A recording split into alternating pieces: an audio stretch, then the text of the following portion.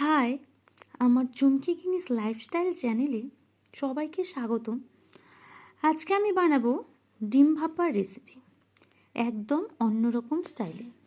ডিম ভাপা করার জন্য প্রথমেই আলু কেটে নেব, তারপর পেঁয়াজ, টমেটো, আদা, রসুন, লঙ্কা ও জিরে গুঁড়ো দিয়ে একটা পেস্ট তৈরি করে নেব। তারপর কড়াইয়ে তেল দিব, একে একে আলুগুলো কড়াইতে ছেড়ে নুন হলুদ দিয়ে লাল করে ভেজে নেব।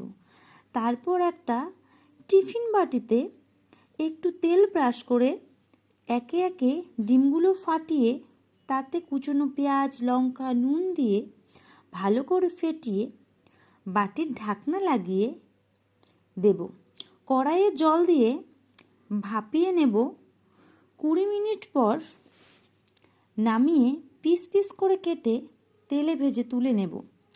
তারপর কড়াইয়ে তেল দিব, তেল গরম হলে তাতে গোটা জিরে, একটা শুকনো লঙ্কা, পেঁয়াজ কুচি দিয়ে লাল করে ভেজে পেস্ট করা মশলাগুলো দিয়ে দিব। মশলাগুলো ভাজা হলে তাতে আলু, পরিমাণ মতো নুন দিয়ে ভালো করে কষিয়ে জল দিয়ে ঢাকা দিয়ে দেব। কিছুক্ষণ পর ঢাকনা খুলে আলু ভালো করে সেদ্ধ হলে ডিমগুলো দিয়ে নাড়াচাড়া করে গরম মশলা দিয়ে নামিয়ে নেব।